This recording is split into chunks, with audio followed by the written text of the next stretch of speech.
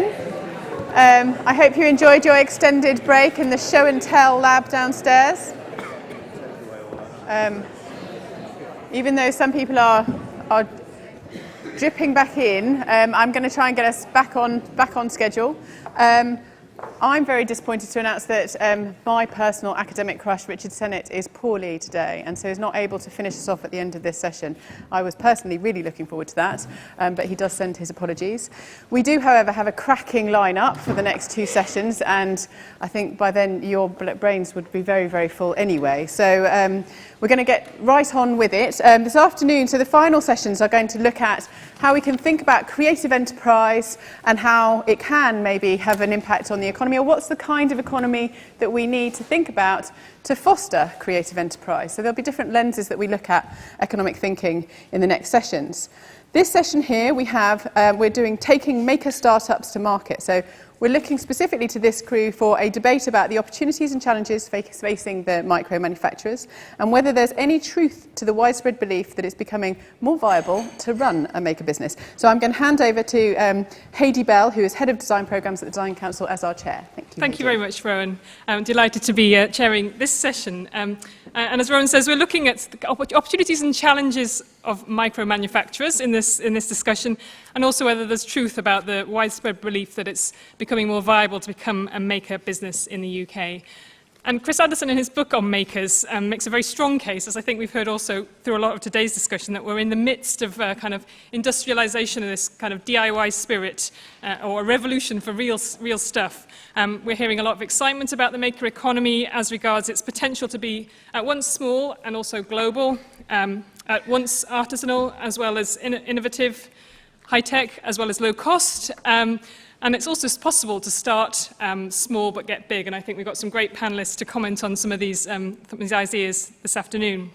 On the other hand, I guess, to bring the kind of sceptical note, which I think came through on the RSA report as a question as well, is to see whether the trends we're experiencing are able to really move the needle for the economy, for the manufacturing economy, or waiting to see whether this is a passing fad of any form. So what we'll do is we'll have 45 minutes of chat, as with other panels, on kind of making it as a maker, and on the future of micro manufacturing. And I'm delighted to have a great panel to have this discussion with this afternoon.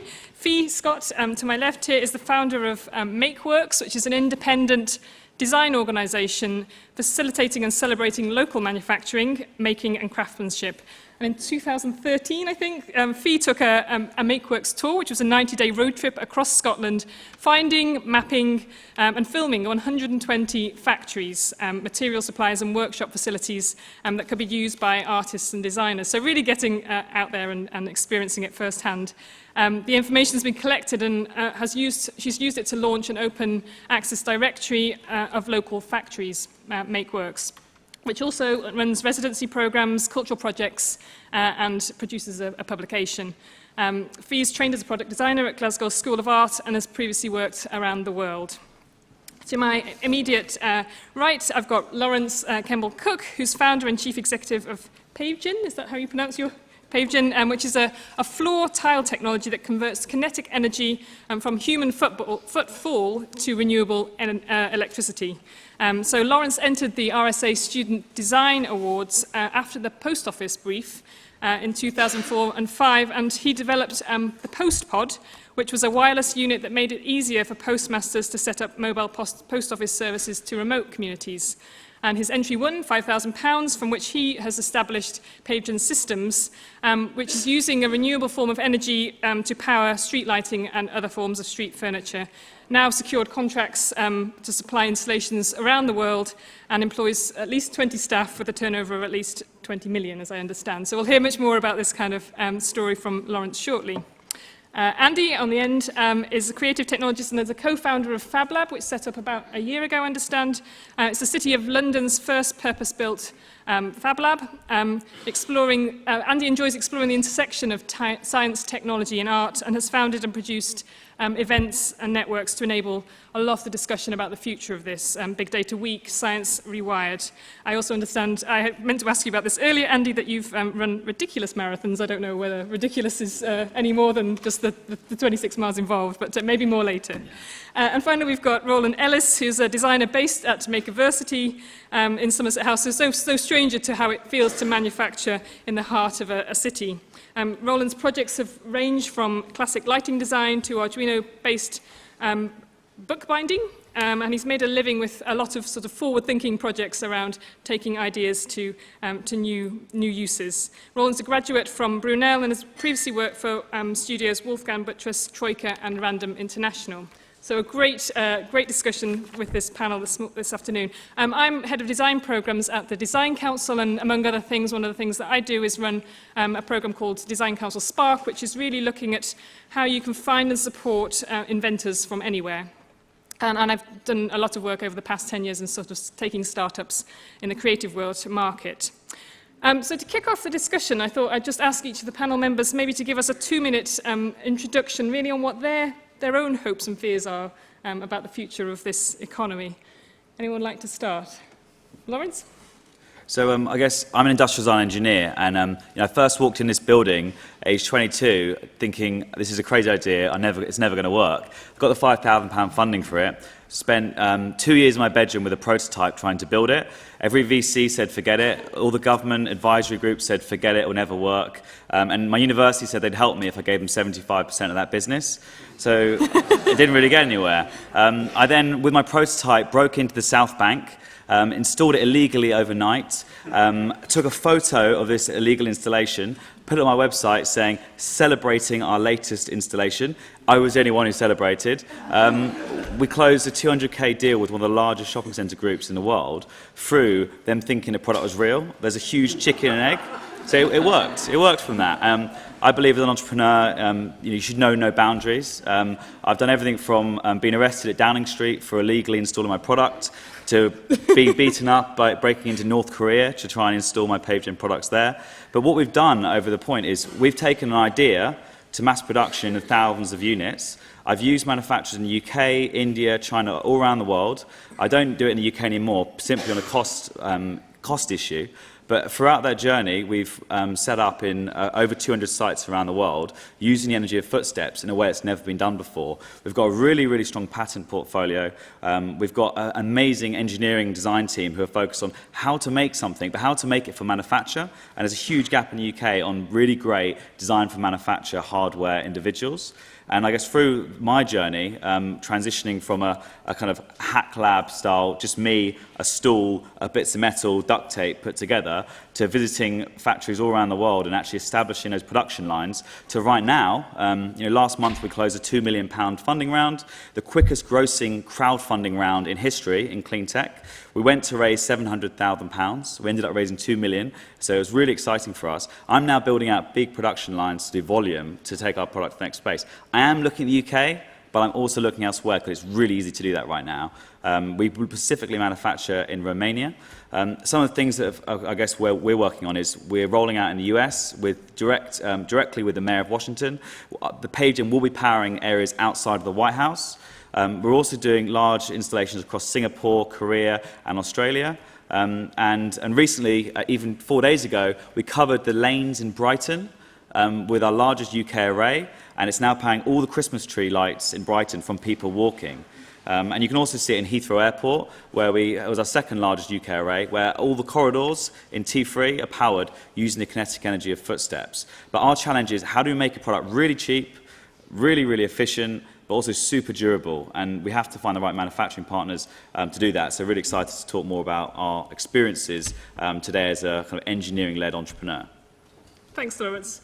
Andy, do you want to talk about your experience, hopes and fears of where we're heading? I think from the perspective of my life in the Fab Lab over the past, 2 years, it's clear from the kind of fake it till you make it approach I've been doing for the past 20 years that you can create and make a business if you're passionate enough and driven enough to see it through, and that's something we see a lot of in the lab on a regular basis. And I think the infrastructure within the UK is growing.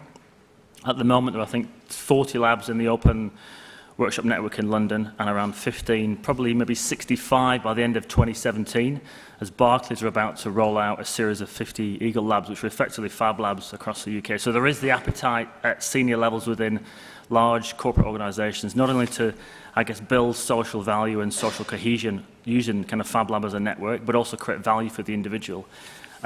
From my knowledge of the network within the UK and our links to, I guess, it's typically kind of the Far East, people like PCH International do provide that kind of leg room and growth opportunity for a small business to grow really quickly and accelerate from, let's say, 100 units to 10 million.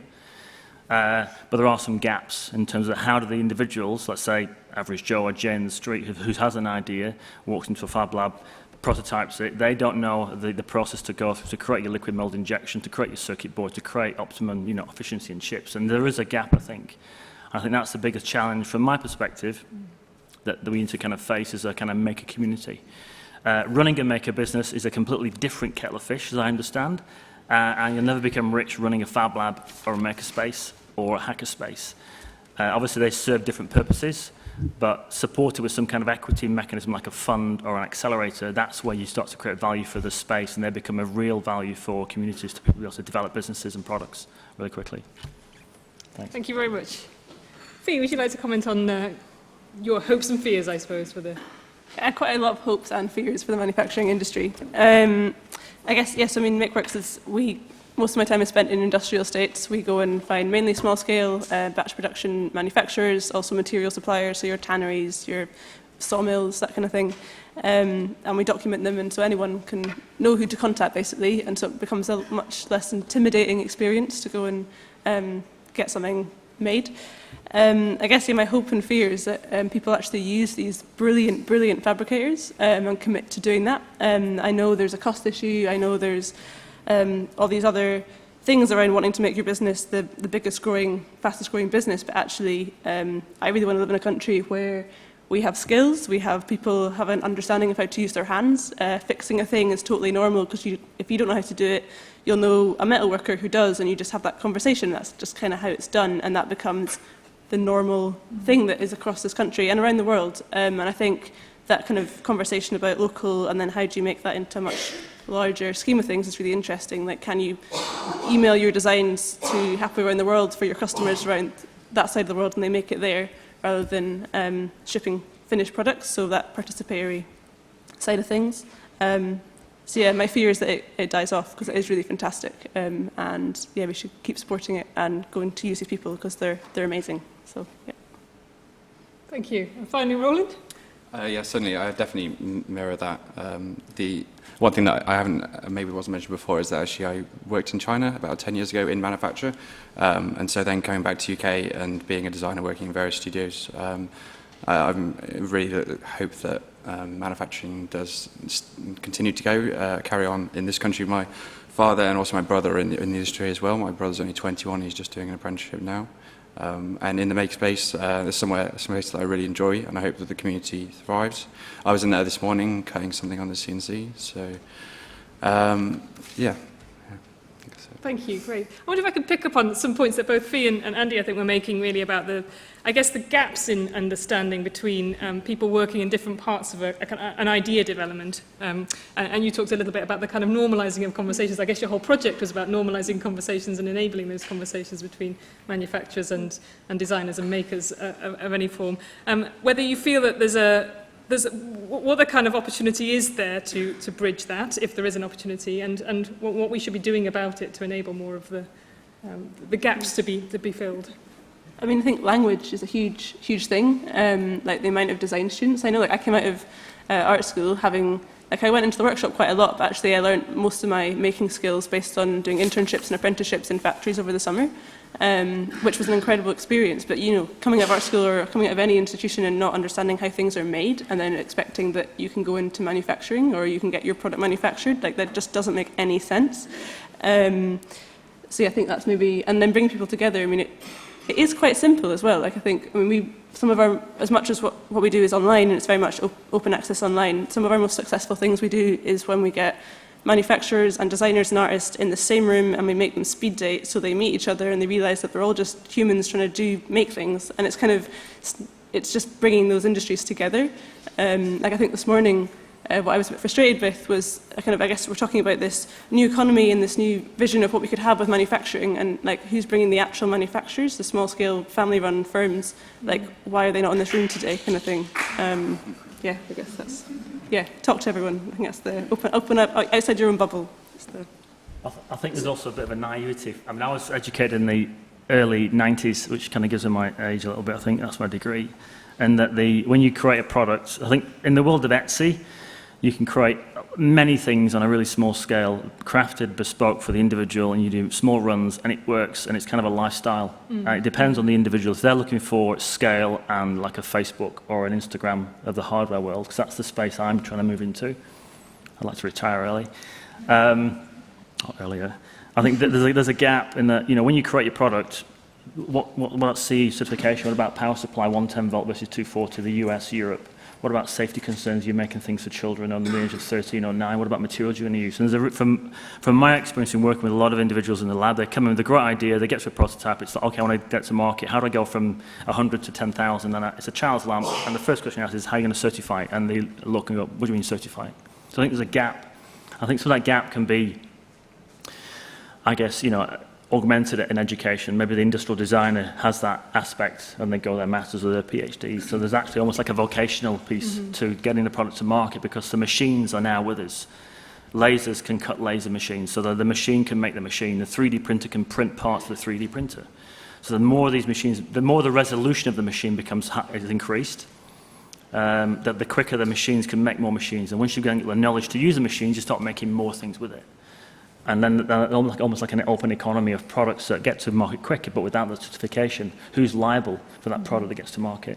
I mean, recently I had held a 2-day hackathon with Goldsmiths. It was called Haccess, and we had WizKids, which are a charity for kids with wheelchairs, Autodesk and Ultimaker. And we basically had a team of designers, engineers and coders and hackers cranking out these ideas for the wheelchair users. They were there for 2 days, these 4 kids. Amazing experience. But then one of the children, I think it was Harriet, took the device away that somebody had 3D printed. And within a day, the charity was on the phone to the designer, what the hell do you think you're doing giving these children these devices that haven't been certified? So you can imagine, child goes across the road, thing breaks, stops, locks in the wheel, car hits, so who's liable? So there's lots of scenarios like that, and I don't think some designers are prepared for that. They've been through that process, but I think there's a gap in that perspective. There's lots of gaps, but that's one gap that we're seeing. Did you want to speak? Yeah, I mean, before our product was certified, we know we needed to test it. And we said, well, where can we test it? So I said, well, if I broke into my old school, there's a chance that there'd be less time between them phoning the police and me installing it, because hopefully they knew who I was. So we broke into the school, we installed it. We had no CE marking. We had no compliance on any British standards at all. We put it in there, and the kids went crazy over it. They wouldn't stop jumping on it. The school, an hour later, placed an order for £10,000 of the product. So it seemed like it worked. But then we had to quickly rush and find out what the standards were. There were no standards for a floor that generates energy from your footsteps. It took us 6 months of research to actually go down the lines of creating our own one. And is that a barrier to market, stop other people to doing it?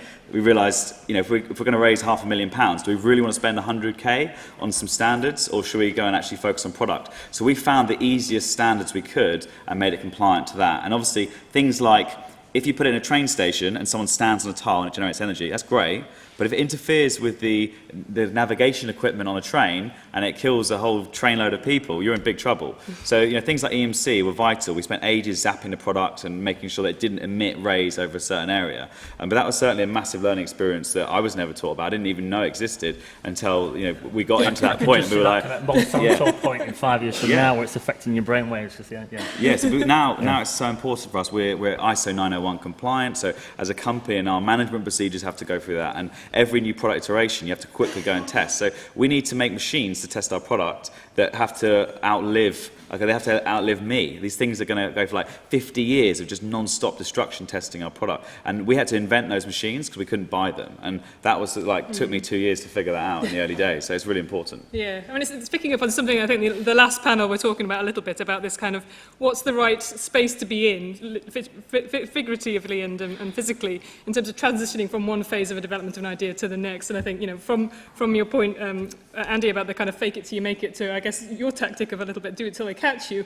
Actually, there seems to be a kind of a place that the makerspace stroke kind of this phase of development is it a necessity that you're going through this kind of experimental? Let's just kind of let's hatch it. I do think there's a point where you're disrupting a market. You're literally introducing something that's so radical and so new that there isn't legislation in place to accommodate or test it. And that's what spaces like, say, a Fab Lab, Makerspace or Hackspace should be doing on a weekly, daily basis.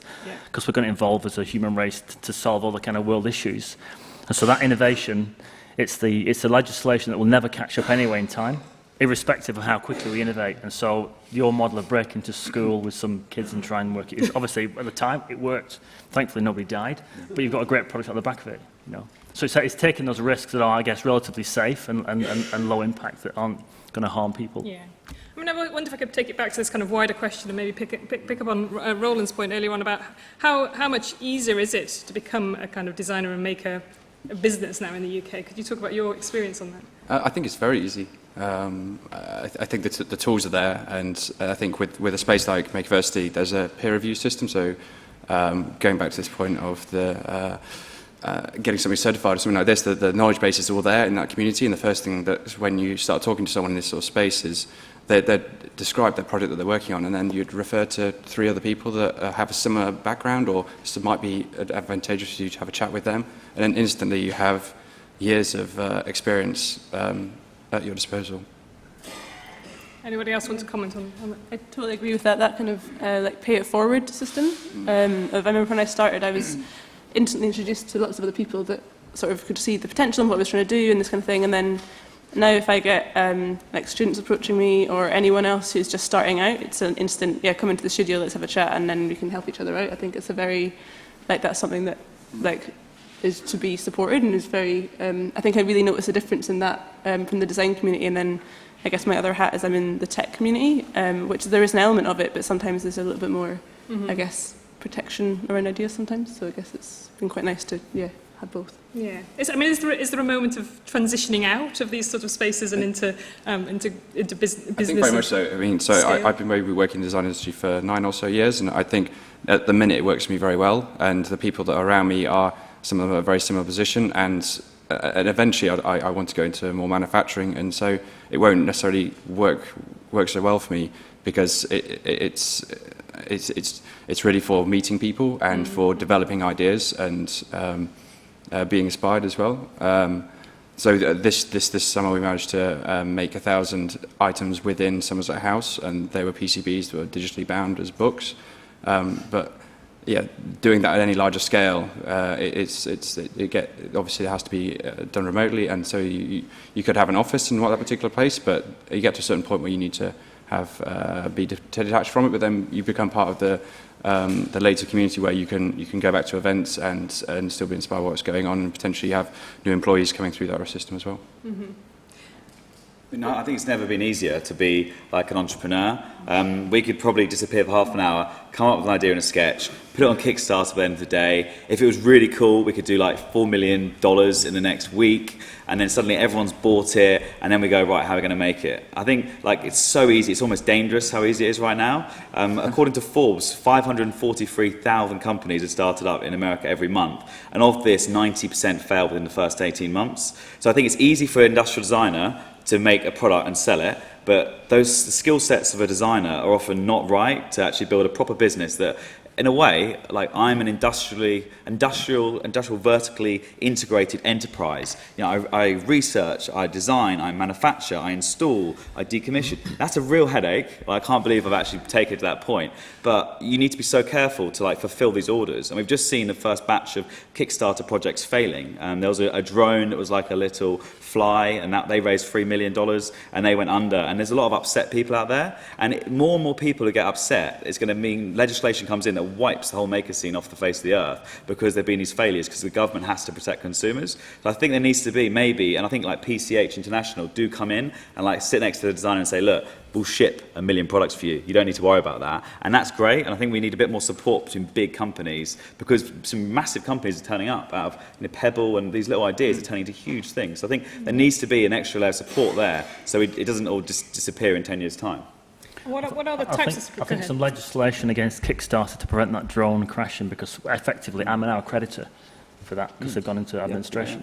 And so as one of my co-founder, I think it's a bit drastic to say the maker community will collapse if we don't get it right.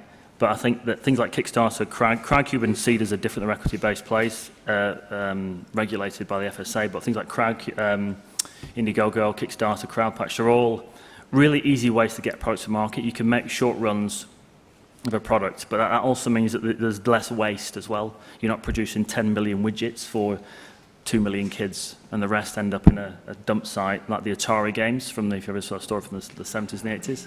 Yeah, okay. So it's trying to avoid that scenario. So the whole circularity, the recycling piece, for me, Kickstarter and people like Etsy offer that opportunity to get products to market really quickly. But on the point of maker businesses, is Bird's Eye a maker business? They make fish fingers, yeah? Is McDonald's a maker business? They make burgers. To me, a maker business essentially is a maker space, a Fab Lab, a hack space. And the byproduct of those things coming out of those are businesses, startups, not maker businesses. Mm-hmm. And I think as a maker business, as a maker within a Fab Lab, they are really difficult to make them sustainable. Just financially, we're very lucky to be based about 90 seconds from the bank tube and 4 a stone's throw from the Bank of China.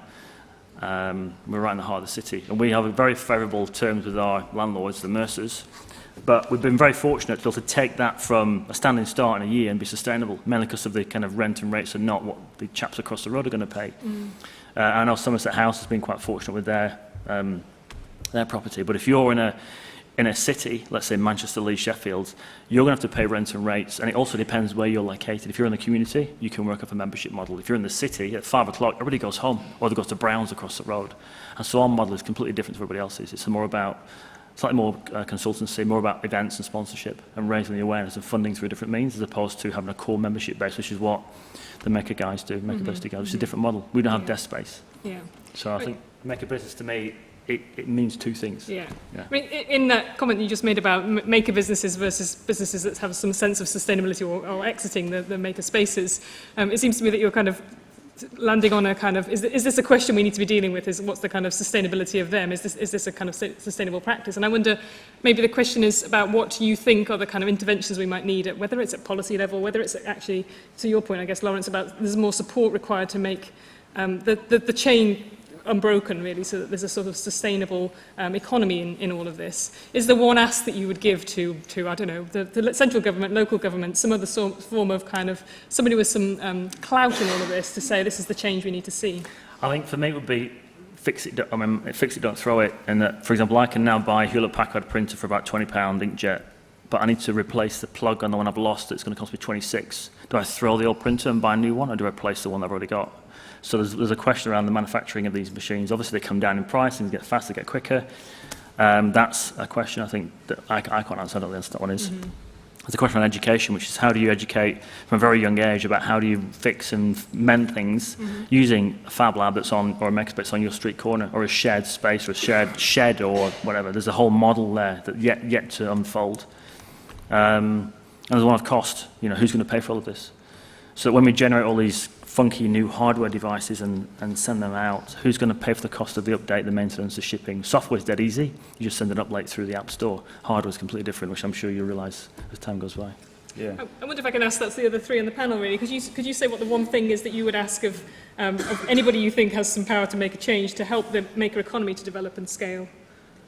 I'm going to say trust is a massive thing, just in terms of trusting artists, trusting designers, trusting manufacturers, and everyone trusting each other, and also, I guess, from a government and funders' point of view. I think actually a common theme across everyone in this panel is that, I was told no a lot of times, and that was actually why we ended up doing the tour to start MakeWorks. And it was a student project to begin with. Everyone was like, this is crazy, you're never going to find all the manufacturers, it doesn't exist in this country anymore. You turn down that many times, and then you're kind of like, well, screw this, I'm going to do it myself. And then you do it, and then because it's a thing, people believe it's a thing, and then it actually becomes a real thing. And I think that's kind of, trust that people, when they come up with new ideas, I think there's definitely, the other side of it is, I think the fact that someone can upload a 3D printed object and photograph it nicely and put it on Kickstarter, and then they don't actually know how to manufacture things, is not good, and it's not good design.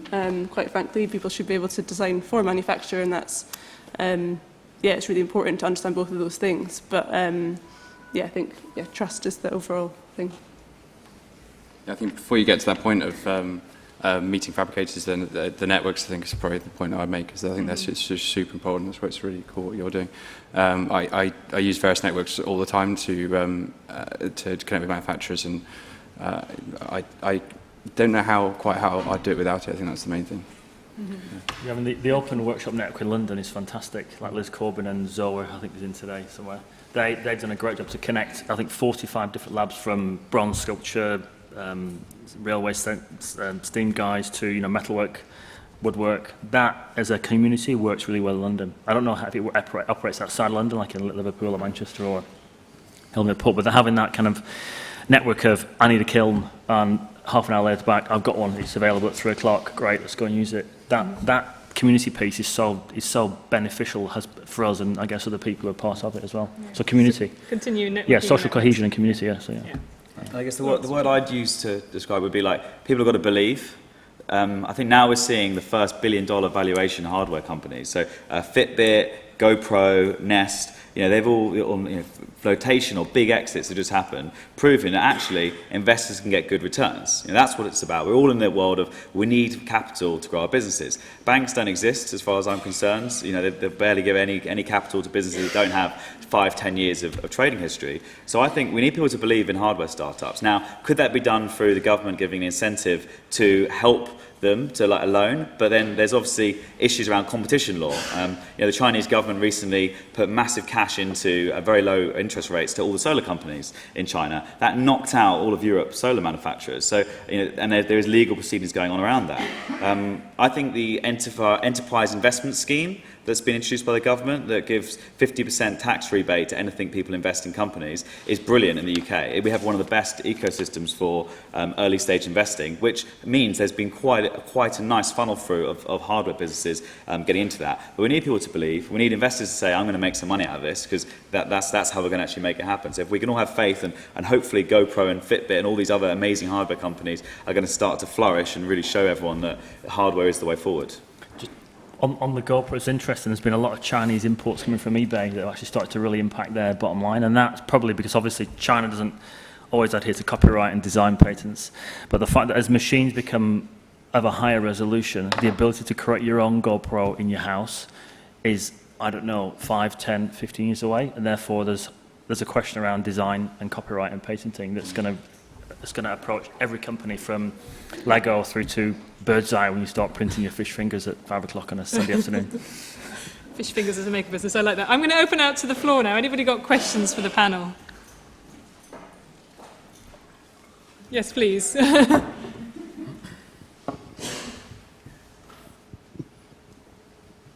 Sorry, at the risk of kind of just asking the same question, well, I am going to ask a similar question again about growth and scale. And I just, you know, state a claim. You know, my business is called Small is Beautiful, based on the Schumacher approach to economics, which is an economics that's grounded in sufficiency of consumption, opportunities for people to participate in useful and fulfilling work, and vibrant community life marked by peace and cooperative endeavour, something that's really important given what's going on in the UK today. And I'm just really curious why we keep defaulting to high growth in financial terms as the only model of value. And I'd really welcome some stories from the panel about other approaches and other values within the context of startup to market, because they don't need to be the same thing. Thank you. I've got one example, actually. Go ahead. We're doing both. We're looking at, obviously, high growth, because obviously there's value for not just for the industry, but also communities as a whole. But also we're working with people like the Biospheric Foundation in Manchester, Vincent Walsh, who managed to persuade Manchester County Council to give him £1 million for his PhD to create a 3-storey aquaponics kind of green tech installation that would explore the possibility of reducing the food mileage and the carbon emissions on creating local farms in the city, so that individuals can then farm for themselves, produce food locally through, you know, a local network, rather than relying on old Tesco, Aldi, Sainsbury's, which totally undercut the average farmer who's got 300 or 400 acres. And so I'm pursuing a similar model at the moment with something called Green Labs, which is exploring with a kind of a 2-acre project down in the Isle of Man to make certain parts of their community self-sustainable. So it's kind of a double-edged sword from my perspective. Yeah, and I think there is a lot of value in Because different people have got different, outlooks, different approaches, and I totally accept that. And I've got, two sides of my brain, like kind of Jekyll and Hyde, I suspect. And so the Etsy model, to me, offers that kind of freedom of expression, a route that you could, like a plan B. Your plan A is you work for Deutsche Bank during day, and at night you're doing something else. So it's that kind of other way around, yeah, yeah, of course, yeah, really, yeah. So I think there's a space for it, and I think Fab Labs, historically, because it came from MIT, obviously a centre of excellence, have looking at the network as it's grown. Have always been around social. So I guess change for good. And a lot of the projects you see through the academy and alumni networks I'm part of, Fab Connect, FabLabs.io, are all around creating either solutions to problems that face not just the West, but also other countries. There's one they recently previewed. I think it's in Peru, and they were by day they had a huge crate of plants that obviously created energy and they grew food, and at night you flicked a switch and it became a spotlight from the power generated by the plants. So it's using two different, and that, I totally across that and I'm totally supportive. Yeah. Anyone else like to comment on the question of are we obsessed with high growth? That's a great question. I've been biting my tongue up here because, I'm totally in the smallest beautiful boat because, I think small-scale local manufacturing really is the future, and actually being able to do that anywhere in the world and not just relying on consuming mass-manufactured goods. It is a mark of success for some people, but it absolutely disregards all the other important things about living and being a human, things like having skills and having communities and an agency over the world that we live in. So it's really important to think. I think there's loads of examples of really successful, committing to that small scale and understanding that the value that your business has isn't just making loads of money. The value is that you're creating skilled jobs in your local area. Like the value is that you're sustaining your own income, and also that you're able to experiment and create new, interesting pieces of work. So there's a whole array of kind of things to do with that, and kind of, I think it's everyone does what they want to, is in charge of their own businesses, but I think respecting the small ones is also very important.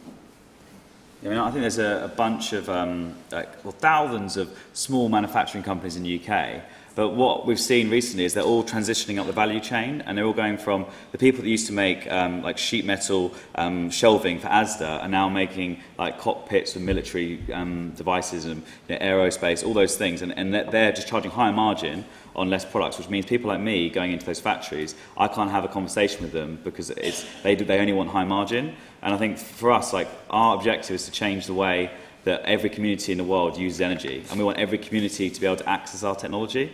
And the only way for us to do that is to achieve massive industrial scale.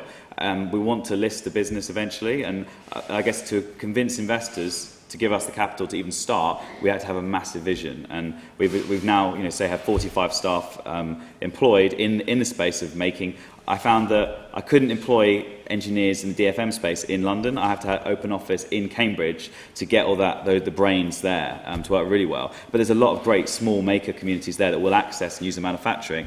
But I think that you have to think big to make macro change. So we've kind of got a really big vision here, and we know that I can't make my first product cost me £5,000. That's how much I sold it for. Now we manufacture products for $200, and so we've done that first scale jump, but I'm about to make the next scale jump from $200 down to $20, and I need to really scale. But otherwise, it's all about scale to give me those kind of movements and prices. Another question here, please.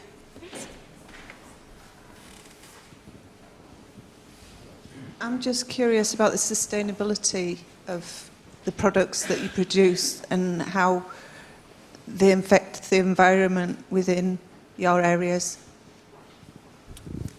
I think that's a really good question, and we shouldn't necessarily just be making products really for the sake of it.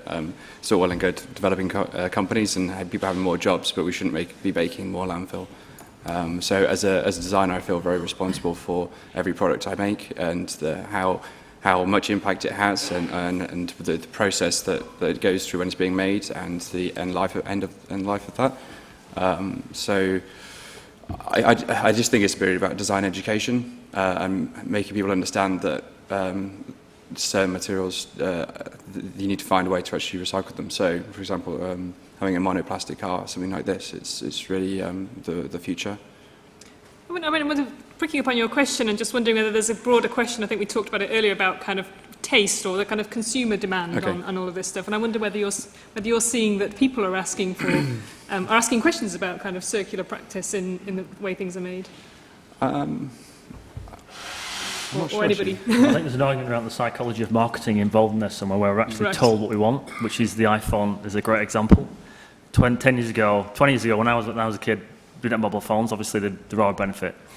But the iPhone is a great example of it's a thing you lust after or you want. Yeah, so that's an example of marketing, and that can be applied to any field of product design. And I think that's more of a kind of political debate about why do we need product X over Y? Okay, it helps us save energy through kinetic motion. Great, let's use it en masse. And solar energy, if we can increase the utilisation to 100% per cell, great, let's use it en masse. So I've lost my train of thought here, but I think it really should be a push thing from the designers. It's very hard to get people to just buy particular goods that are only goods that are environmentally sustainable. So I think you just need to make sure from designing it that's a prerogative of theirs. And there's also cost. If I go into, I'll give you an example of food. If I go into a supermarket and buy organic chicken, it's more expensive than normal chicken, which is, okay, we're supposed to be given free range of an opportunity. Or if we go to the butchers, it's actually more expensive than the organic because they don't actually need plastic packaging on the meat itself. So there's a cost in there as well, which kind of is contrary to what we're trying to do. And you have to pay more for the recycle and more for the organic, and it doesn't make any sense. I wonder whether, Laurence, you're baked into the kind of ethos behind your business is kind of environmental principle, I guess. But how easy is it to kind of follow the kind of pure environmental kind of circular economy principles? Yeah, so I used to work at E.ON. I was asked to join a team to develop a new form of street lighting that would be powered by solar energy and by wind. This was in 2008, and they asked me to come with this team to develop these solutions. After working for a year with them, we led an investment into an LED company. We partnered with a solar research institute in Loughborough. We found that it actually was not viable to make solar-powered streetlights in urban spaces because there wasn't very good sunlight, and there's issues with shading, and also with wind. There isn't really good wind internally, and microgeneration doesn't work. So I came out of that having failed, so hanging my head in shame, came up with the idea for this Pavegen and using energy from footsteps. But I guess I came from the generation when sustainability had been banged into us from day one, because it only just really became a big deal in design teaching. So we said, okay, well let's use the top surface of our product. Let's use recycled truck tyres. So we'll get the truck tyres, we'll add a bit of urethane binder, and we'll make the top surface of our product that. Now, it did cost me about 50% more to do it, but we found it was really important to take things off the road and then obviously put them back in after recycling them. We then started using recycled polymer concrete in the main product. It did have a massive cost implications, but we believed that it would actually stand true and we should keep going with it. Then if you look at the bigger industry, a third of PET bottles in the United States are recycled and used to make carpet. When I'm sitting with Mohawk Carpets, who are one of the biggest flooring companies in the world, they say, we charge 40% premium because it's eco, and we can do that, and that's their ethos behind it. Now, I think if you look at the big picture here, there's something fundamentally wrong in the way we're making products. Every time Tim Cook from Apple tweets, everyone buys a new iPhone like that. Whenever he tells his team there's a new iPhone, everyone's queuing. I feel like I need the new iPhone. I don't know why. I just feel like it's a status thing. Why is that? It come down to this thing. Android rocks. Yeah, there you go. Android's better. But I think we need to move to a service economy. And if there's a story of someone who made this amazing razor, and it was so great that everyone bought one, and then no one bought one again. And then when Interface Floor, another flooring company, started renting out their carpet as a service, suddenly they made a carpet to last 30 years rather than 5. And I think, why did I buy a washing machine the other day? Let's rent that and let's make them the built-in obsolescence. I think Victor Papanek did a lot about the white goods papers, is how do we make something as an awesome service product that will last for decades and decades and decades, and maybe we'll just put a new widget in it every now and then. And I think we need to think about that, and not enough people are doing it. So we'd love, as Pavegen, to transition into that, and we're thinking a lot about it at the moment. That might be something we release in the next kind of year or so. I've got there's something called the $8 shave. Have anybody seen the video of the $8 shave? We had P&G in our lab the other week, and I showed them the Great Recovery team had taken apart some razor blades on our wall and got different disassembly bits of plastic. And we said, look, you don't really need 3 blades. It's all about marketing. They didn't really smile at that one, because she obviously can shave with a single blade. But I think the $8 shave is where this young aspiring American took a concept of, we'll lease the blades. So when they're flat, flat, when they're not very sharp, sorry, send them back to us, recycle them, and send you back some sharper blades. So that model of leasing the product works really well. And also clothing. There's some high street brands are looking to lease almost like clothing, man-made fibers that can be sent to you, you wear them. You got sick of them, you send them back, they recycle them to something else, and they come back. So you may be wearing somebody else's underpants, obviously not, or a t-shirt or whatever. So there's that model, I think, works much better as like the lease of the carpet, the sofa, the TV. But I think the manufacturers to work out how do we, and when we take back the product, how we then break it down and then send back the same thing again. That'll last you another 30 years. Yeah. I don't think we're there yet, but obviously metals are a lot easier. Yeah. Thank you very much. We're running out of time very quick. We've covered a lot. Thank you very much for all the discussions. I think, from everything from fake it till you make it to the kind of principles of the MakeWorks experiment, I guess, to kind of go out and meet people and build the trust through that. I think there's a huge number of lessons for life, if not just for the maker economy. So can you join me in thanking our panellists, Roland, Fee, Laurence and Ande.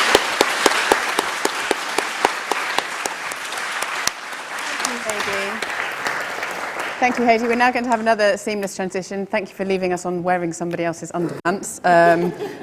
We will have about 1 minute while we change the panels. Claudia Schiffer's underpants. Great.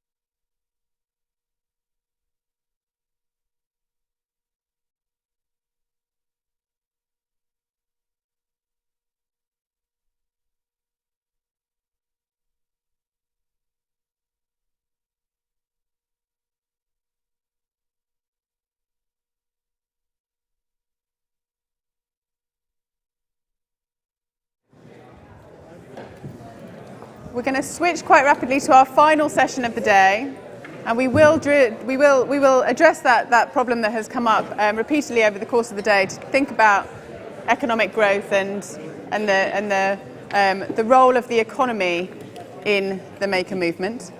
So without further ado, I am going to hand over to my esteemed colleague Tony Greenham, who is our Director of Economy, Enterprise and Manufacturing here at the RSA, to introduce his panel.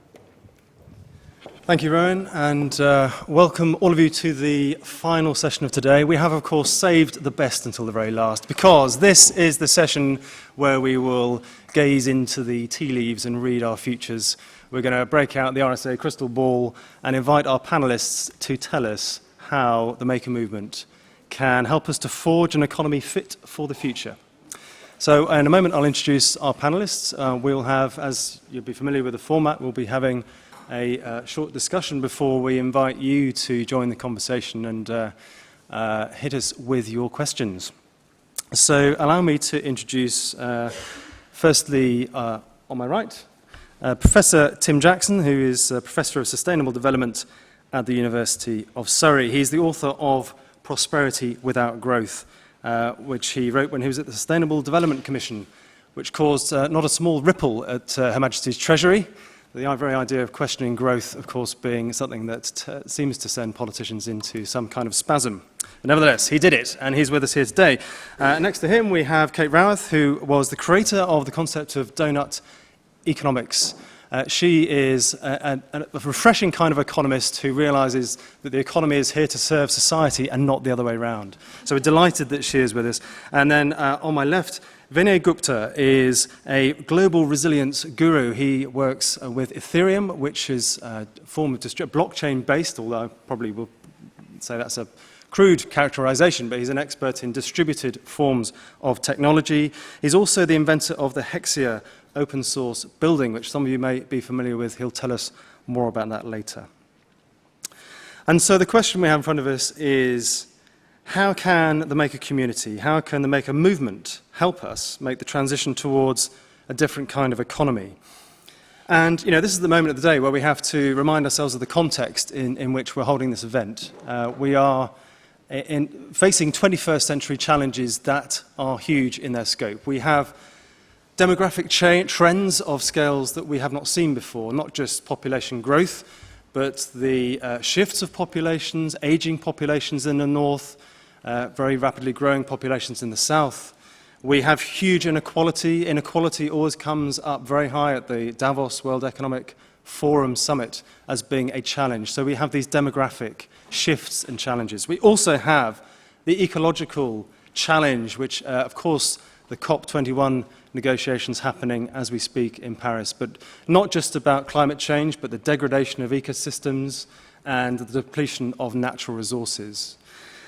These are huge challenges that we face. And finally, the third type of shift that we can talk about is technological disruption, rapid technological change. That has been a feature of our discussion today.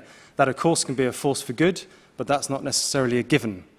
So the question we've got is how can our responses to these big challenges be assisted and shaped by the maker movement that we've been discussing in depth today? And so to start us off, I'd like to invite Kate to give us 2 or 3 minutes of your thoughts on this big picture. Okay, thanks. I own 2 things made by 3D printers. One of them is this necklace, which I love. And one of them is this green donut. I have a little fetish about donuts, so I love this too.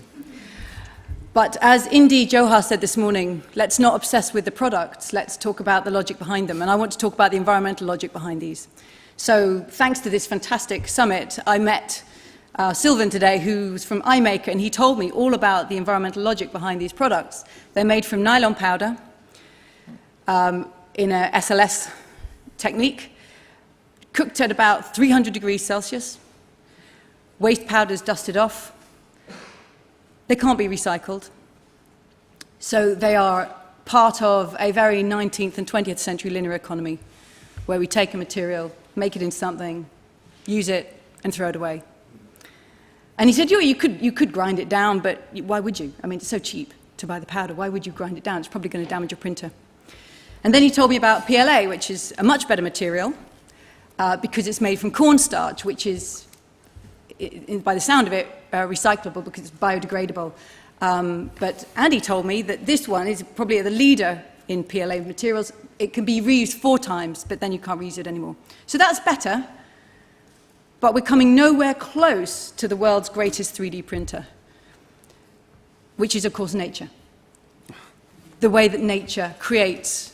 Nature doesn't heat, beat, and treat, and throw away waste. Nature uses exactly what it needs. And I've been deeply inspired by the work of Janine Benyus on biomimicry in this area. She's talking about transforming our vision for what we could do with 3D printing. And Sylvan said earlier this morning, listen, 3D printing's in its infancy. We've got to be patient. It's going to be a long journey. We should be patient, but we should also be extremely ambitious with its environmental potential. So nature, what can nature do? Nature makes these beautiful porcupine quills and this Swedish sea eagle feather from the same material. They're all made from keratin, and our fingernails, and Tim's hair, and all our skin, all from the same material. And how it gives them such completely different functions is through the structure, not through different polymers. In fact, nature uses about 5 basic polymers. It uses cellulose, lignin, keratin, chitin, and they all decompose and can be used again endlessly. The chemistry is done at room temperature, in water. It's safe and it's not toxic. So there's the most fantastic, inspiring standard of what 3D printing could do. And for me, the most incredible innovation that could happen over the next decade would be for the maker movement and the designers who are passionate about 3D printing to ask how would nature do it, and to go down that route and use nature's polymers that can be reused endlessly. Great, that's a great challenge.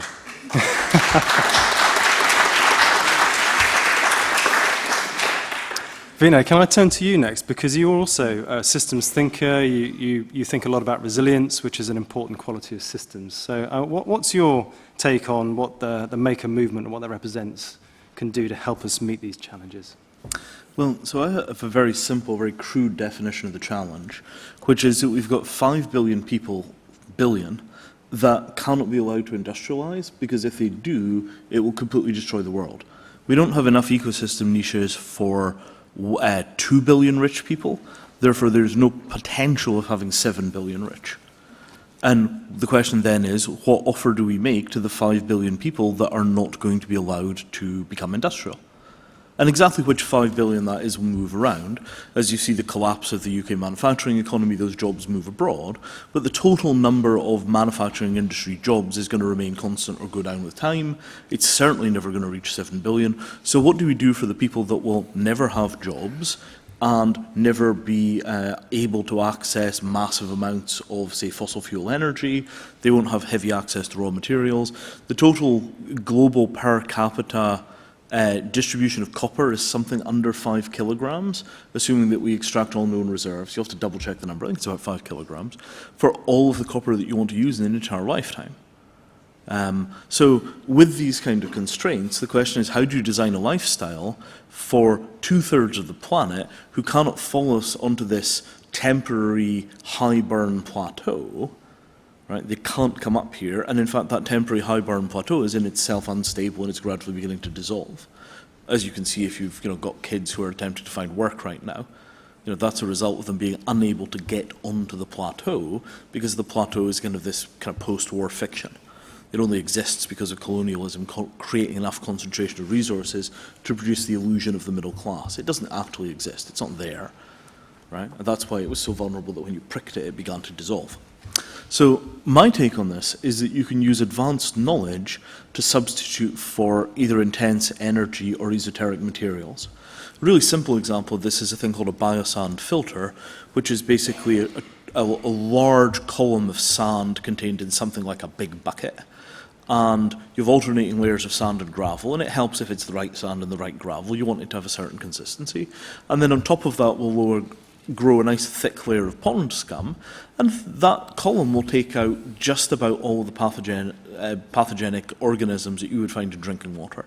It'll get rid of just about all of them, because it basically it scrapes all the nutrients out of the water, and it traps things like spores and worms and protozoa, and dirty water goes in at the top and clean water comes out at the bottom. And it's not quite as good as tap water, and it's not quite as good as the membrane technology you would get in, say, a Sawyer filter, but it's pretty good. Certainly good enough that you'd be comfortable drinking from these things for a lifetime. So this notion that we could substitute relatively local materials and very advanced knowledge is kind of the first step. Then the question is, how do you distribute the very advanced knowledge? There's a website called Apropedia that has about 40,000 pages of how-to information for things like how do you make a biosand filter, and it's run by 5 part-timers because none of the large NGOs will fund the damn thing. Right? But the obvious answer has to be smartphones plus Apropedia turns into a grassroots manufacturing revolution at the bottom of the pyramid, aka normal people, non-colonialists. I'm very serious about that. I mean, we have this resource base because of the colonial wars that were fought and won, right? And well, the people don't use the past tense. Indeed, right? So once you understand that that's the actual footprint of our societies, to be able to talk about normal people in ordinary life rather than the bottom billion, it really brings this home, right? Normal people, ordinary lives, will eventually get cell phones. That's happening quite quickly. If the right information is on the cell phones, they could take advantage of all the science and engineering research that's been done here, but also all the positive success stories from the villages where they tried something new and it worked. Oh, we've got this amazing new way of tying up a cow. They never wander off. It's fantastic. Yeah. I mean, it sounds like a joke, right? But think of how long it took people to figure out how to develop, say, a stirrup for a horse. That stuff took a really long time. In summary, I developed a housing project along these kind of lines called the Hexayart. Turned out to be very popular in the developed world at a place called Burning Man. They deploy about $1 million worth of Hexayarts a year. There are 10 or 15 companies that use them and build them. Hexayart, 6-sided yurt. But it's this thing of common cheap materials that are then repurposed into, hopefully eventually we'll get to the refugees, for now it's largely the hippies. It works. This approach has legs. Well, thanks for emphasising the global perspective there. And this question of how we share knowledge, I know that we'll come back to. Tim, your thoughts? Yeah, thanks. I was fascinated by the thing about my hair. I just wanted to know, is it just my hair? Sorry, everybody's hair. Oh, that's good. That's good, because I don't like to feel too left out. And that brings me, I think, to my point, in a way, that participation matters. Prosperity transcends material concerns. It isn't just about stuff or subsistence or nutrition or shelter. Actually, that's a really important part of the human condition, almost the human condition, that is about participation in society, about having a rightful place, having something good to do and leaving something good behind, having a sense of meaning and purpose. And the one thing that really strikes me about making is how profoundly satisfying it is from all sorts of perspectives, because you are contributing something in a very tangible sense to society. You're contributing with your creativity. You're doing it through your ingenuity, and you're using everything from keratin to synthesized materials in very, very clever ways. I sit between two generations, I think. Well, actually, I know that I do. My father's generation and my son's generation. That's kind of how it is. But my father, when I published Prosperity Without Growth, said to me, he worked for Philips for all of his life, making things, making electronic things, working out how to make things, and getting immense satisfaction out of solving making challenges. And when he read Prosperity Without Growth, and I was saying all these things about, the linear throughput of material stuff and how we had to redesign our economies, he said, well, I'm going to have to start again, really. And I said, well, Dad, it's too late for that. Sorry, mate. But there is actually a point to his critique of Prosperity Without Growth, which it was slightly a critique. There is a lot of not just satisfaction, but ambition in that ingenuity to recreate our world through physical materials. And then when I come to my son would just love Vinay. My son is a kind of, archetypal hippie survivalist. He came from the 1970s somehow.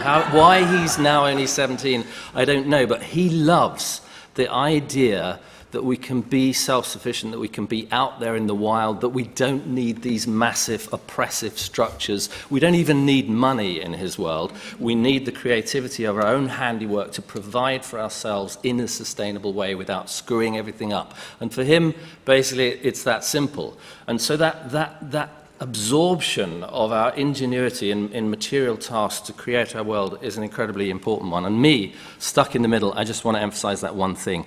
It is about meaning. Is there a sweet spot with the maker movement in sustainability? And I think maybe there is. Is there a sweet spot of what we might call good work that doesn't destroy the environment, that provides things, services that people need, and is immensely satisfying? If there is, it probably sits right in the maker movement. And I suppose my one encouragement is that we shouldn't just think about making things or even making money. We should think about making community, making whole, making connected, making meaning. Thank you very much. Thank you, Tim.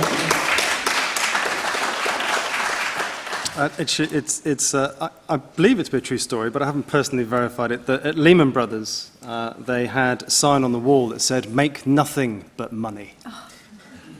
And of course, in the post-crash world, hopefully we've learned from that. I'm not sure that we have in the banking sector, but at least here outside the banking sector we can make progress. So I'd like to pick up on the question of new institutions and structures, which have been hinted at by a couple of you.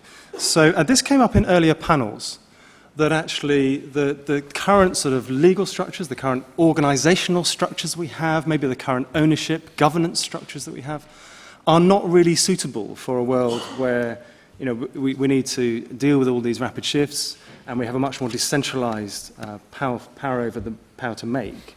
Tim, just to start with you again, how do you feel that we need to evolve our current corporations or universities even to adapt to this changing world, to provide this meaningful work that you described? I would say here is another place actually where something that the maker movement brings is incredibly important, and it is about distributed structures. It is about slightly decentralized structures, slightly decentralizing structures, things that actually mean that local provision can work properly, mean that you can get financing for it. As soon as you are thrown onto the mercies of global capital markets, you're drawn into processes which force expansion upon you. It creates indebtedness, sometimes undermine the quality of your supply chain and remove decision-making power from the creative process. And so and all of those things are exactly the things that kind of have gone wrong in our society, because they've gone wrong in the financial crisis through debt, they've gone wrong in the production, in manufacturing through large-scale production of sometimes unnecessary products with deleterious impacts on the environment, and they've gone wrong in our social structures in creating somewhat meaningless work in the face of human creativity. So I think, you know, that's a big plus, that's a big positive that the Maker movement is bringing. It's bringing this sense of the personal, of the community, of making in a decentralized way. But it does need its own structures. We can't simply rely, I think, on the benevolence. In fact, I know from personal experience we can't rely on the benevolence of those big structures to protect small-scale creativity where it emerges. And I've two very recent examples of that. A friend who came up with a very simple app, photo app for iPhone, developed it with angel investors over a short space of time. Perfect, small, little enterprise. A big corporation who will remain nameless swooped in and basically took the entire staff and the intellectual capital, and he, trying to protect his intellectual interests, is stuck with IP that's worth nothing, with creativity that now belongs to somebody else, and with an open question about the forefront where his life is going. So those kinds of, you know, shark and minnow stories are very, very common. And so there is a need, it seems to me, for institutional innovation, not just in manufacturing, but actually in finance, in small-scale finance, in soft loan, and government supported where that needs to be, that can actually create the conditions for the flourishing of a community-based and decentralized maker community. Great, great. Vinay, you are also somebody who has given open source, you know, an invention, made it open source. Other people are manufacturing Hexia buildings. You personally have no legal rights over that. So that was a choice you made. I mean, how do you... But you also, of course, are a strong supporter of not allowing power to be centralized. You see that as very dangerous. So what forms of knowledge management do we need in this new economy? How can we balance this reward for the creator and indeed to support the very existence of these creative spaces that do need financial resources? How can we balance that with not building barriers around knowledge? Ask me something easy. So let's talk about the processes by which knowledge is turned into property. So in state of nature, knowledge is not property. You see something doing something, you learn from them, you do the thing, off you go. But human beings have always attempted to turn knowledge into property. So they've done it in a religious context, they did it through medieval guilds and the monopolies that guilds established, then copyright, patent, trademark, design registration, and so on. So one option is that you basically say this is historically a mistake and we should go for kind of intellectual communism where we basically roll back copyright, roll back patent. It will greatly increase innovation in some areas and potentially stop it in others. Model 1. Model 2 is that you attempt to build new forms of property which are not copyright, patent or trademark but are closer suited to the stuff that we want to do today. So imagine something that was really easy to apply for, kind of sort of had most of the properties of patent, but was only good for, say, 2.5 years. And I think that those would be potentially quite widely used inside of software. You might use them a lot for things like Kickstarter projects, lightweight, cheap, not necessarily easy to litigate, smack on the wrist enforcement, but just enough to stop some big corporation coming in and swooping on something which is only really going to be valuable for a year. So there might be opportunities to create new forms of property that better reflect the current need. But what we're talking about here is basically vehicles to weld together ideas and capital. And the other approach to this is to basically suggest that what we need to do is not restructure property, but restructure capital. So rather than changing the way that ideas are turned into property, you go over to the other side and look at things like equity crowdfunding and if you ever think called a DAO, Decentralized Autonomous Organization. So, could you have a quick show of hands if you've heard of a thing called Bitcoin?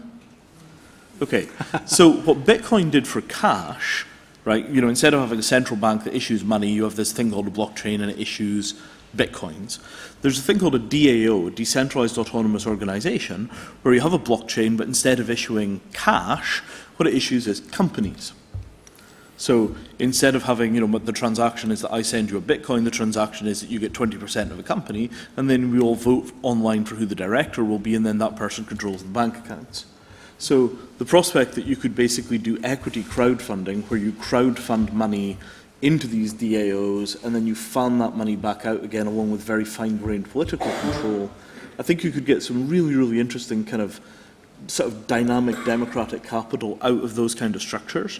And this is very early stage, but potentially we could see, billions of dollars a year, very, very small equity investment being made using these kind of tools, and that might turn out to solve the problem without us having to go back and say fix patent. Okay. Maybe. Worth a try. I think that sounds really exciting.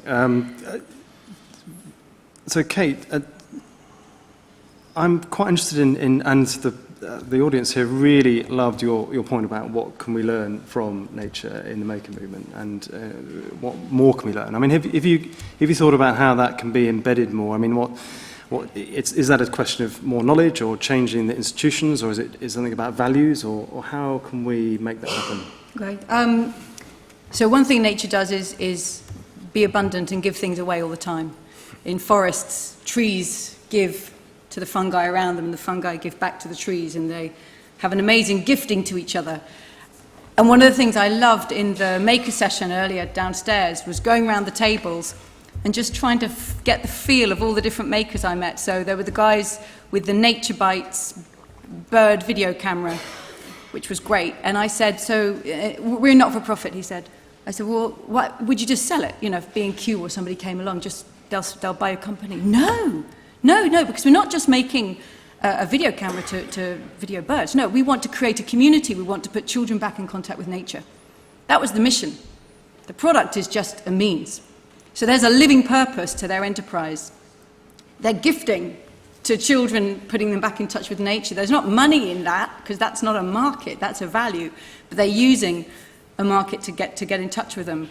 I love the guys who had the mega telescope, and I said, what's it for? Oh, it's for spotting asteroids that might hit Earth. And they were making this on the side and figuring out a way to make a livelihood in order to create because we need to spot the asteroids. I mean, talk about an ultimate public good that is being provided right there. And there's somebody in the maker community having to figure out how to make a livelihood out of this so that they can provide this public good to stop asteroids from hitting Earth.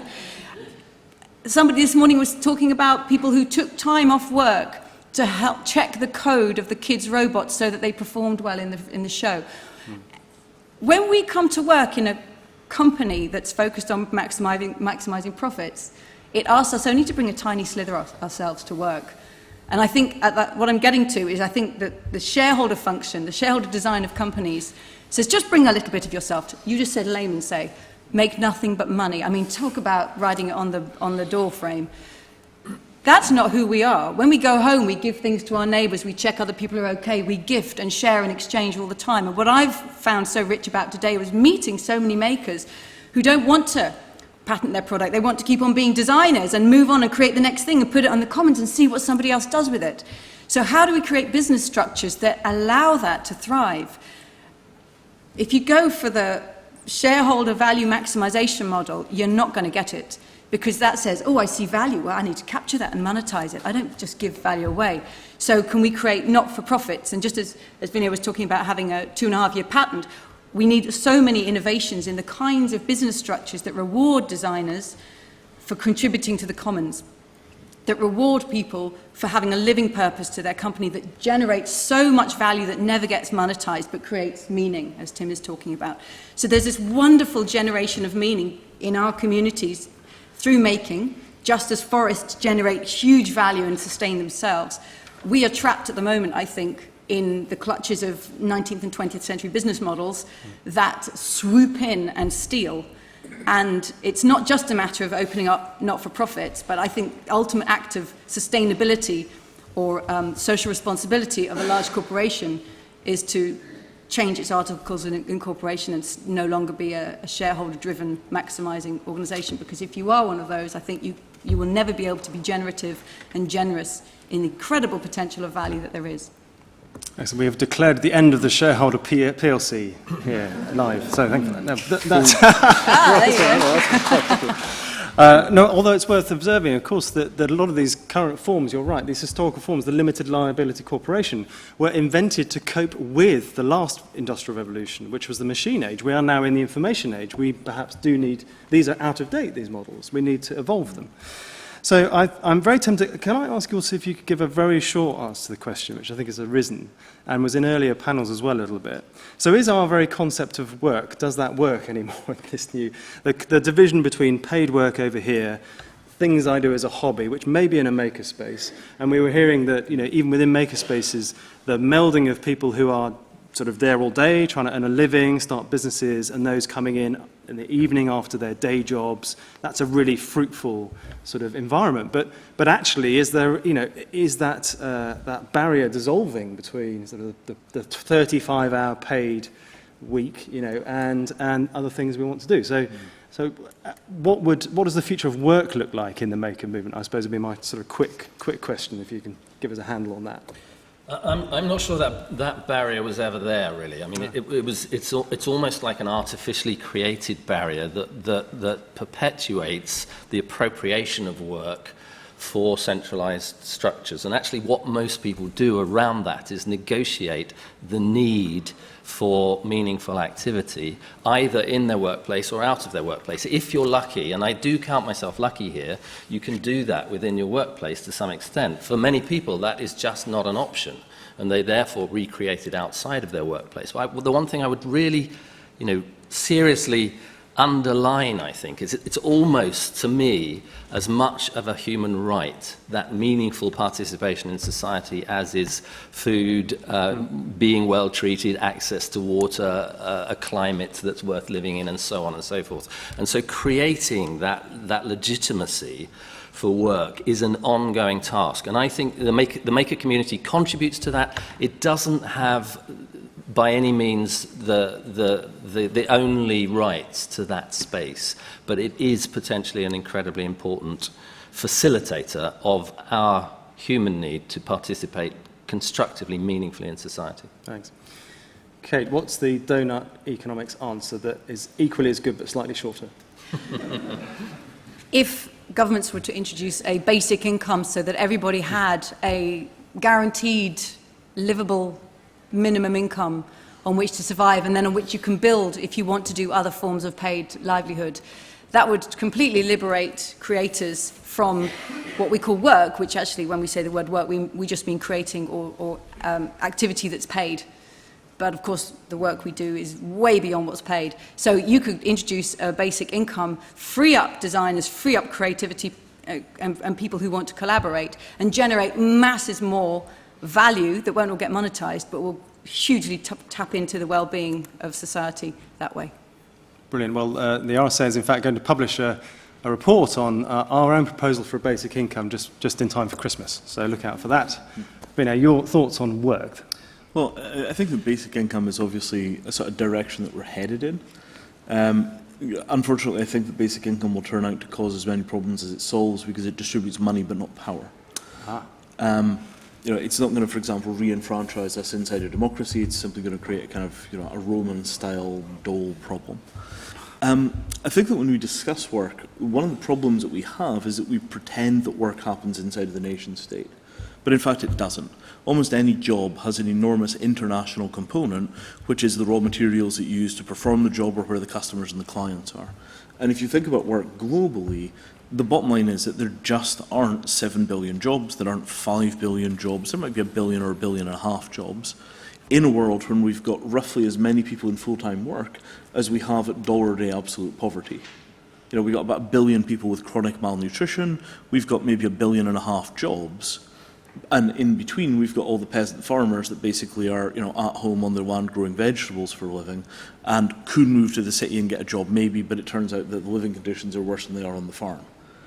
So you really have to retell the story of work as being a small activity for privileged elites, largely as part of the kind of colonial value transfer mechanism that brings together enough wealth that you actually have enough to fully employ somebody to do that role.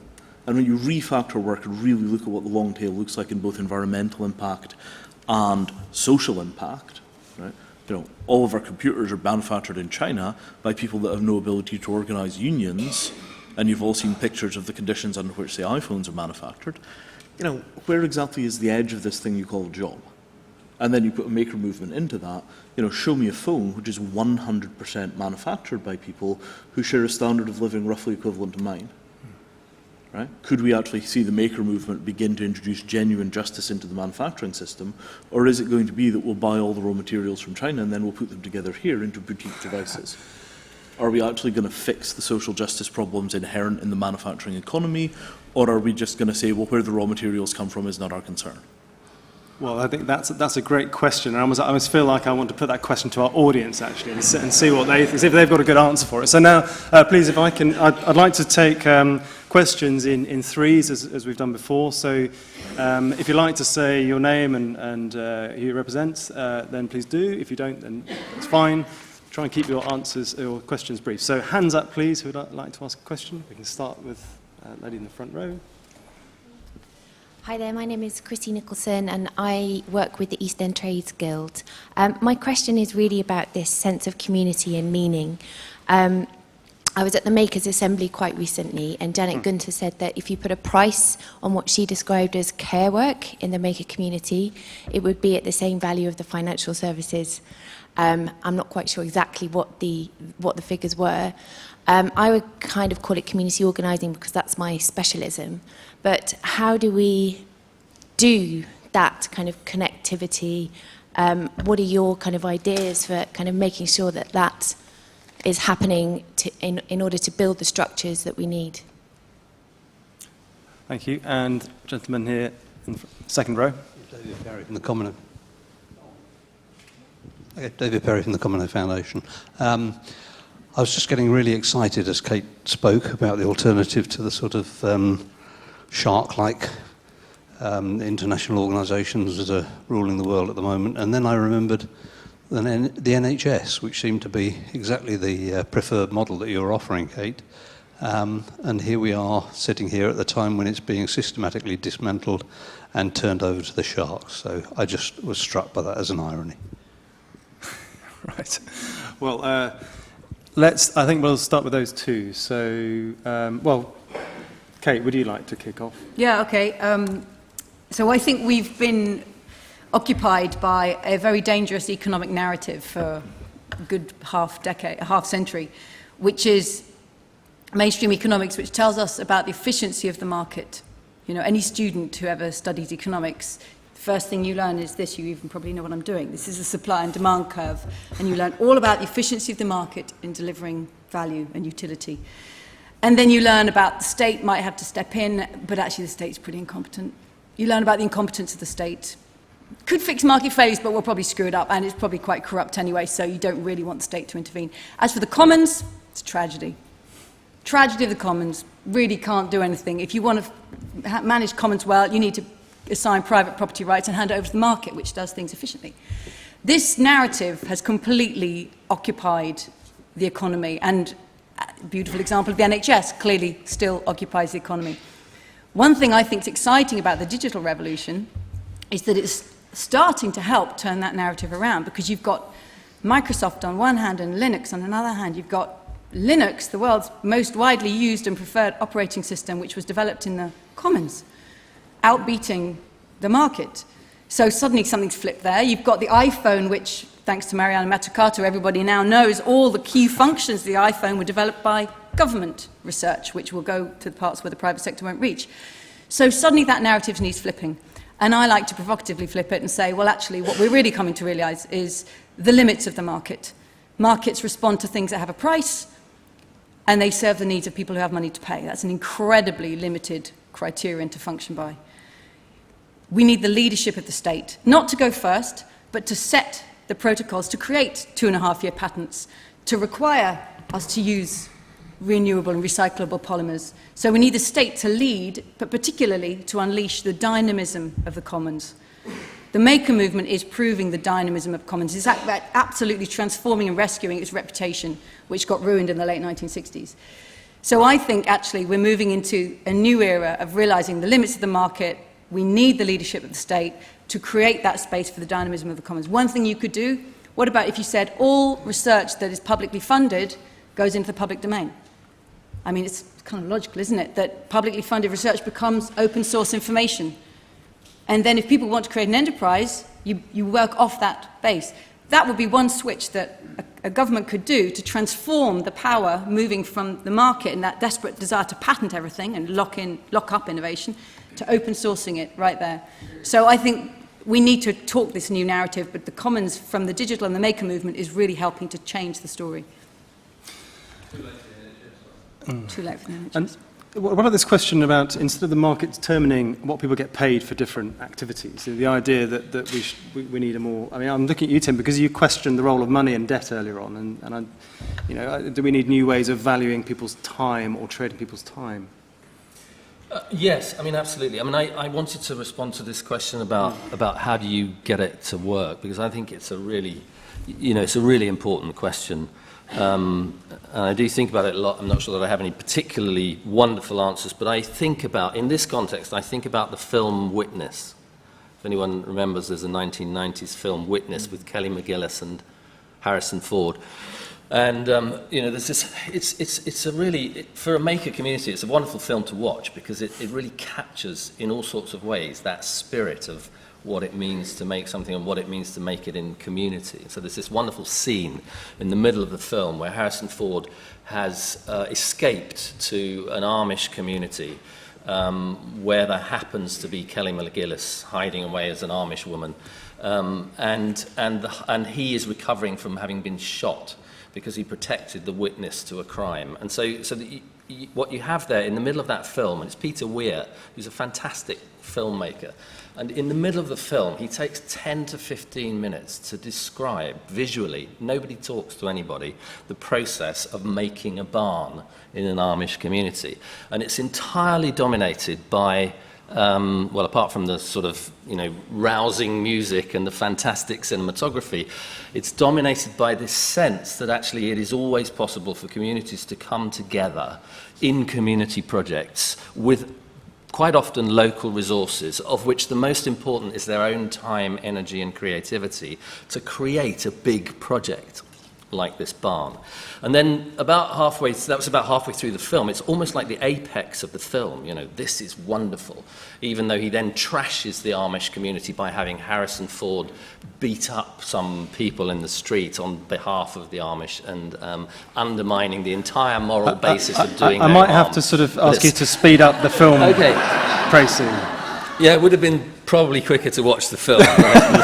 It's one of those films. Films don't translate too well into panel sessions. I suppose my point is that those resources always exist in community and can be mobilized, but they're also incredibly difficult to mobilize and they require support. It's like a sort of flower that you have to water. It's like something that you have to nourish, a seed that you have to nourish.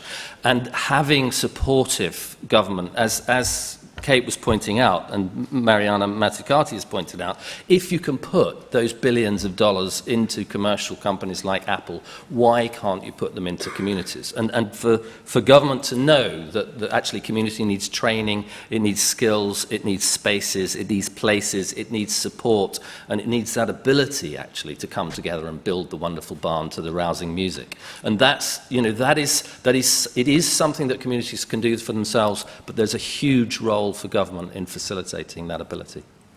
Right, now I don't believe that you're all sitting there and then there's nobody thinking these guys are talking rubbish. Right. So there have been provocative statements here, so I want to hear from people who disagree with what our panellists have said.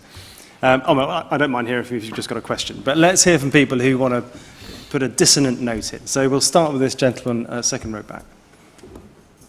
Alec Robertson Fellow, I'm not sure it's dissonant. There seems to be another model, which is the Facebook, Google, Twitter model, where they will give you value for communicating with all your friends in exchange for you giving them all your intellectual property and creative works for them to exploit in whatever way they wish when you cannot object. So there's a twin economy happening there. Any comments on that? Right. You are a maker because when you do your video, you are creating and giving your material to them. So that's a sharing economy sort of question, sharing economy platforms. There were some hands towards the back. And I think what we'll do is we'll take the lady over on the end there, and then I think the gentleman with the blue jacket actually first. Isn't it? Yeah, thank you. Blue. Yes, this lady here. Rachel Freeman, the University of Bristol. Okay, so question is, are we ready to give up our luxurious fossil fueled life where it's lovely and everything's clean and fresh and shipped to us and we have warm homes and it's just great? What's life going to look like if we power down, and will we like it? Great question. And the gentleman there. Hi, Carl Allen. It's a comment, not a question. What we have had over the past few decades is cancerous growth, which is not economic development. Considerable difference, and somehow economic development became economic growth. Yes, yes. Well, thank you for that observation. That is very true. Growth is not synonymous with development, I would suggest. Maybe the panellists would agree. But we've got some very important questions there. Vinay, I'll come to you first. Are we ready to give up our fossil fuel life? Well, I mean, there's not going to be any long-term energy scarcity. The solar panels are now roughly at the same price as coal. They've been getting cheaper by roughly, 50 per, they've halved in price every 10 years, the last 40 years. They look more than set to continue to do so. So in all probability, 10 years from now, solar electricity will cost half of what grid power currently costs. 20 years from now, it will be about a quarter of that, down to some limit where nobody can basically be bothered to develop them anymore. So the future that you're looking at is almost certainly very energy rich and very information rich. What it's going to be is matter and material poor, because as you get a single functional global market where everybody in Africa, South America, China, or India has access to eBay and Amazon the same way that you do, prices for things which are globally scarce will rise because you'll be fighting against the middle class all over the world for those resources. So I think that the kind of transition towns model is 20 to 30 years out of date in terms of where the actual kind of state-of-the-art modelling of the future is in terms of where the environmental crunch will hit us. I don't think it's going to be energy, I think it's going to be raw materials. And of course, making stuff is very interesting in that context because it gives you an enormous ability to reuse raw materials from one project to another project to another project. So you kind of wind up with 50 feet of copper pipe that is a still 1 year and it's used as an earthing rod another year, and in some other year it gets some other use. So you could see these very, very thrifty, complex economies stick a 2D barcode in all of your raw materials, have it do a search of your neighbour's workshops to figure out whether you could get the raw materials locally. Does anybody I know own this particular wrench? I think there's some quite clever things that could come out of that, but I don't think that it's going to be predominantly about limit by energy. I think it's going to be limit by matter. Right. Do you agree with that, Kate? Well, if you want us to disagree, at the beginning Vinay said 5 billion people cannot be allowed to industrialise. I thought, well, I don't know any people who want to industrialise. All the poor people. All of them. They don't want to industrialise. They want food, water, shelter, housing, mobility. Money. They want money. That's not industrialising. That's security, meaning, community, creativity, a thriving life. No, I'm Indian. Sorry, I'm Indian. No, but they don't want Absolutely. industrialise. Don't tell me what the poor want. Well, then don't tell the poor they're not allowed. That's a crazy statement. Look, the poor are not allowed to industrialise. The poor are my relatives, right? The part of my family that stayed in India and did not head for America and Canada are the poor. Let me tell you, they wish they'd left. 2 generations ago, right? My father and his cousins all came across over here, the brothers, the sisters. The ones that stayed, they wish they'd left. Right? In Bombay, with stacks of chapatis in their kitchen and a brick on top to stop the rat dragging them out the window. Right? This is what it's like to be poor. They don't give a monkey's where the money comes from, and we all know money comes out of factories. But is Kate's point that people want the end product, they don't care what the system looks like that delivers it to them? But there is only one system that delivers that, and it's called industrialisation. Right. I disagree with that. Where is the industrialisation based on fossil fuels? I'm being provocative here, right? I want to put that out the window. I don't think people want that. Somebody mentioned, really, do we want to give up the fossil fuels that make things clean and fresh? I thought, woo! Beijing, Saigon, fossil fuels do not make things clean and fresh. Actually, I don't think anybody wants fossil fuels in their life. They want mobility and heating. I'd love a life free of fossil fuels. I'd love a life that was fueled by renewable energy coming from the zillion different possible sources that we can get renewable energy from. A world in which everybody has the food, water, energy, health, education, security, community, and meaning is the world I think we can create. And 5 billion, in fact, there's 9 billion people by 2050 are going to want to come into this world, and no one can tell them they can be allowed or not allowed. They will come into that world. No. So we have to redesign the world so that, in a circular, renewable way, so that we can welcome everybody into that world. Because the idea of telling people they're not allowed to come in leads only to one path, which is a very dangerous one to me. Well, yeah, but that's the path we're on, right? I mean, there have been, what, something like 50 political assassinations of left-leaning leaders in Africa in the past 50 years? Right? You can go and look on the list on Wikipedia. This is like London buses, isn't it? So right, the last 2 minutes of the panel debate, we've got assassinations, we've got a fight on the panel. It's all getting really interesting. But what we have, right? I know. Well, I feel bad now because I was encouraging disagreement. So what we have, I am going to have to ask is for time considerations. Massive mechanisms to make sure that the poor do not become as wealthy as we are. And those mechanisms, right, we are not bombing the hell out of the Middle East right now for no reason. We're doing it over resource economics. So, it's not as if when the poor attempt to organise ways of, increasing their standard of living by raising our prices for raw materials, we take brutal action to suppress that. Not just in Gandhi's time, but today.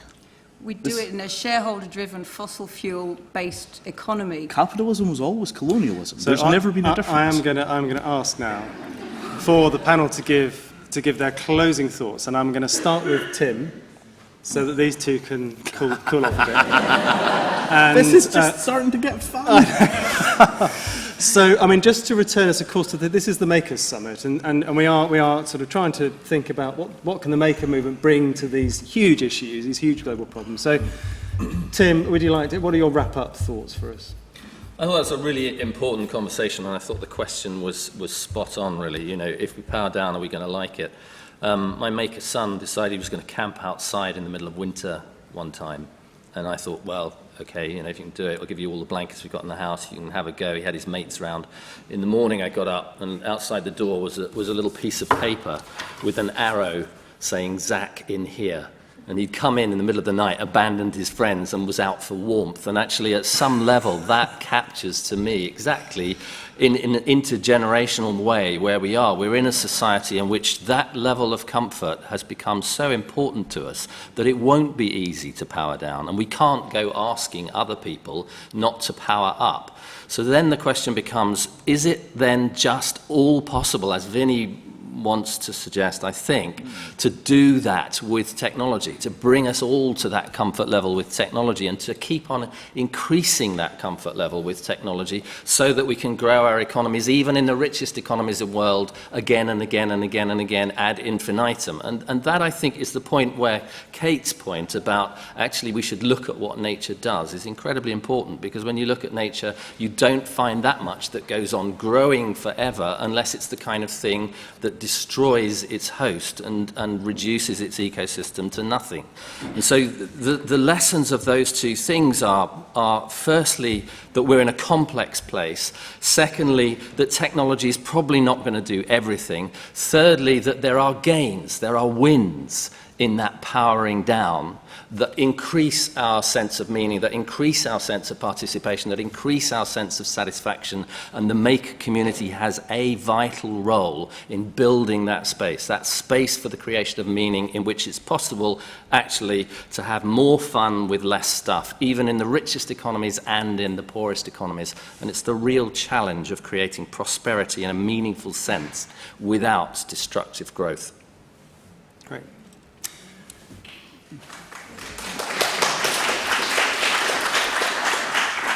So, Vinay, what's your take? How would you differ from that? What's the essence of the thing here? Well, so basically, the problem that we have is that capitalism has never been separate from colonialism.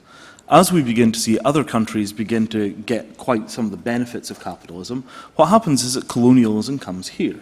So what we have happening in Europe right now is internal colonialism against, say, Greece and Italy, and their people, go back to the land and farm by hand because there are no more industrial age jobs for them, so they drop back into feudalism. And that's happening inside of the UK. right? So if you think of there being a global shortage of niches for the rich to inhabit, right? We've only got two choices. You can either share enormously more equally so that everybody has enough, but the problem with that is it seems to be associated hugely with genocide risk. Most of the countries which have tried that on a large scale have wound up with Stalinism, Maoism, Pol Pot, right? Really, really biting down on sharing seems to be 20 times more dangerous than nuclear power or even nuclear war. It's enormously dangerous. The other approach is that we move into this kind of technological singularity approach where we rely on our nanotech solar panels and our CRISPR-modified potatoes to provide with enough everything for everybody. The problem with this is that, you know, if you've got sort of replicator technology, you can make biological warfare agents as easily as you can make medicines. So we're in this cleft stick where the choice is basically poverty or dangerous technology. And I don't think that until we make that the center of our political dialogue and get rid of all this left-right crap, we've got any hope of solving it. Right now, we're still discussing who gets the money that comes out of the back end of a factory. We really need to be discussing how do we regulate nanotechnology and biotechnology so that we get the wealth-generating, resource-stretching benefits of these tools without winding up with, you know, genetic terrorism as the new global threat. And I think we've got about 15 years to get that right. After that, it's just going to be too late because the tech guys are not stopping building this stuff, and the politicians are a century out of date. So get moving. Right, well, okay. I'm sure we would back your call for a different kind of political conversation that we're not having at the moment. Kate, can you, have you got a slightly less gloomy, rousing finale for us? Okay. So I think the maker movement is obviously at the heart of distributed manufacturing, and that has such huge potential for a less gloomy possible future if we combine that with everything that nature hints at us. For 3.8 billion years, nature's been experimenting, evolving. It's come up with some pretty smart designs that we could start learning from. As Janine Benyus says, we should take nature as our mentor and stop asking what can we extract from nature, but what can we learn from nature. So nature runs on sunlight. Therefore, we should make our energy run on sunlight and shift to all the various renewable energies we can have. Nature knows that waste from one system is food for another. So that takes us into the circular economy and into feedstock for 3D printers that is made of carbon dioxide perhaps, or natural polymers that literally do biodegrade and can be used all over again. We need to shift consumers from owning things to having access to them, producers from selling things to selling services, and of course prosumers bring all that together beautifully in the middle. I think there's no more exciting time to be a designer, because if you bring the power, the politics, the possibilities of this all together, you can start to design a far, far more optimistic future. But we have to transform the economic institutions to unlock the possibility of that, whether it's changing patent life or changing the criterion by which businesses function. Thank you, Kate, for that rallying call.